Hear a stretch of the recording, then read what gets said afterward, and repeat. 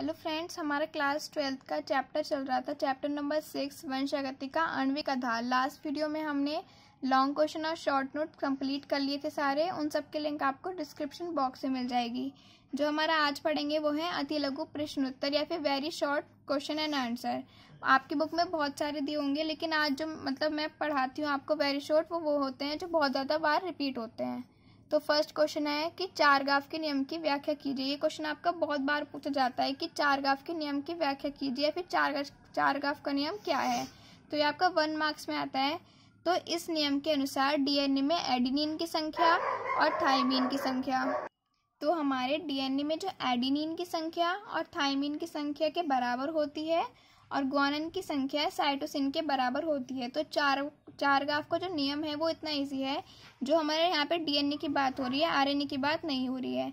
तो डीएनए में हमारा एडेनिन डबल बॉन्ड थाइमिन से जुड़ता है और साइटोसिन ट्रिपल बॉन्ड ग्वानिन से जुड़ता है। इसे आप उल्टा भी कर सकते हैं, थाइमिन से एडेनिन जोड़ दो और ग्वानिन से साइटोसिन जोड़ दो। तो इसमें ये बताया गया है चारगाफ के नियम में कि जो हमारा जितना एडेनिन होंगे उतने ही थाइमिन होगा, जितने साइटोसिन होंगे उतने ही ग्वानिन होंगे। अगर हमारे थाइमिन 5 हैं तो एडेनिन भी 5 होंगे, ग्वानिन 5 हैं तो साइटोसिन भी हमारे 5 होंगे। तो चारगाफ ने सिर्फ यही बताया था कि जितने डीएनए में, सिर्फ डीएनए की बात हो रही है, आरएनए में नहीं, क्योंकि आरएनए में थाइमिन की जगह यूरेसिल होता है। एडेनिन की संख्या जितनी होगी एडेनिन की संख्या इक्वल्स टू थाइमिन की संख्या और ग्वानिन की साइटोसिन के बराबर होती है। नेक्स्ट पूछा जाता है, आपका काफ़ी बार पूछा है कि डीजीटीपी का पूरा नाम बताइए। डीजीटीपी की फुल फॉर्म, तो डी से डीऑक्सी, जी से ग्वानोसिन, टी से ट्राई और पी से फॉस्फेट। तो डीजीटीपी का पूरा नाम हो गया deoxy guanosine try phosphate. Question number 3 है, सबसे पहले अनुवांशिक पदार्थ का नाम बताइए। ये बहुत बार पूछा गया है, बहुत ज़्यादा इंपॉर्टेंट क्वेश्चन है कि सबसे पहले अनुवांशिक पदार्थ का नाम बताइए। तो कुछ बच्चे मोस्टली डीएनए ही लिख के आते हैं, लेकिन सबसे पहले जो अनुवांशिक पदार्थ है वो आपका आरएनए है, ribo nucleic acid. Question number 4, Z DNA क्या है। हमारा बहुत बार क्वेश्चन पूछा जाता है कि जेड डीएनए क्या है। तो इसमें वामावर्त या फिर एंटी क्लॉकवाइज ये होते, जैसे हमारी घड़ी है, ये 2 घड़ी बनाई है मैंने, ये ऐसे चल रहा है तो ये हमारा क्लॉकवाइज। अगर ये उल्टा चले वामावर्त तो इसे बोलते हैं हम एंटी क्लॉकवाइज। जैसे घड़ी चल रही है हमारी 12 से 1 2 3 पे आती है तो ये हमारा हो गया क्लॉकवाइज।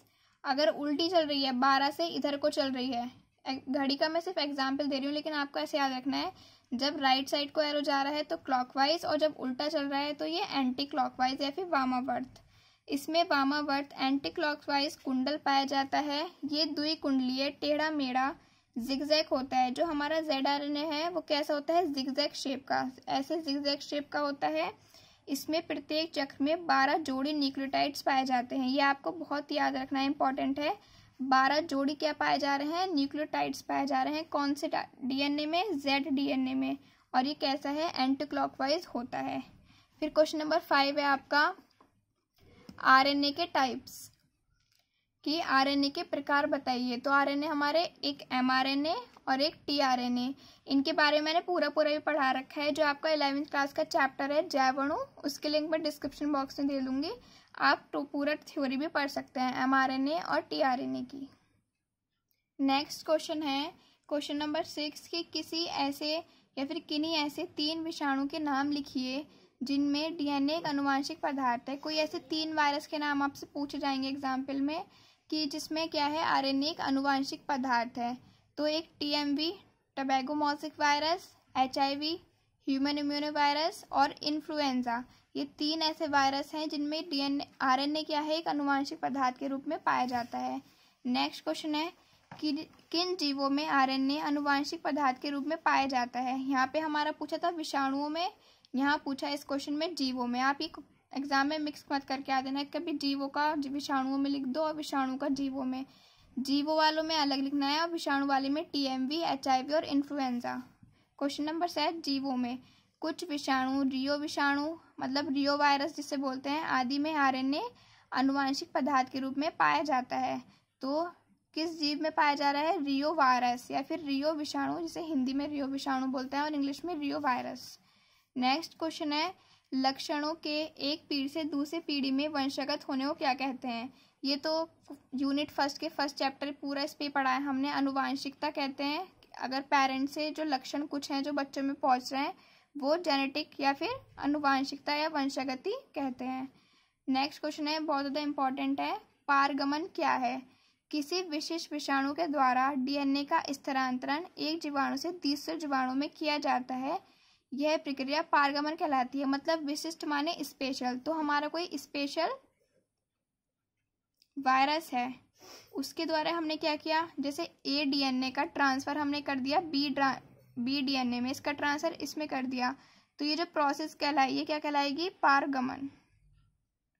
किसी विशिष्ट विषाणु के द्वारा डीएनए का स्थानांतरण एक जीवाणु, ये कोई जीवाणु था ए, ये जीवाणु कोई था बी, हमने और डीएनए है ये, इस डीएनए को ए डीएनए जो था हमारा उसको बी में भेज दिया जीवाणु में, बी जीवाणु में, तो वो क्या हुआ? ये क्रिया पारगमन।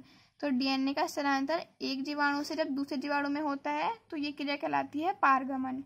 क्वेश्चन नंबर 10 है, न्यूक्लियोटाइड्स में पाए जाने वाली प्यूरिन के नाम बताइए। जो न्यूक्लियोटाइड्स है उसमें कौन कौन से पाए जा रही है? Adenine and guanine. Question number 11 है, न्यूक्लियोटाइड्स में पाए जाने वाली दो शर्करा का नाम बताइए। इंपॉर्टेंट है क्वेश्चन कि न्यूक्लियोटाइड्स में कौन सी शर्करा पाई जा रही है? डीऑक्सीराइबोज शुगर और राइबोज शुगर। इनके फॉर्मूला सेम है C5H10, लेकिन याद रखेंगे डीएनए की शुगर में O4 आता है और आरएनए की शुगर में O5 आता है। इनके मैंने स्ट्रक्चर भी बताए थे आपको। क्वेश्चन नंबर 11 देखते हैं अब। डीएनए में न्यूक्लियोटाइड्स परस्पर किस बंध के द्वारा जुड़े होते हैं? ये मोस्ट इंपॉर्टेंट क्वेश्चन है कि डीएनए में जो न्यूक्लियोटाइड्स हैं वो किस बंध द्वारा, कौन से बॉन्ड के द्वारा जुड़े हुए हैं? फॉस्फोडाइएस्टर बॉन्ड, फॉस्फोडाइएस्टर बॉन्ड के द्वारा। तो जो आपका ये चैप्टर चल रहा था वंशगति का आणविक आधार, ये कंप्लीट हो गया। और जितने भी क्वेश्चन हैं या फिर टीआरएनए एमआरएनए की जो थ्योरी है उन सब के लिंक मैं आपको डिस्क्रिप्शन में दे दूंगी। Thank you friends.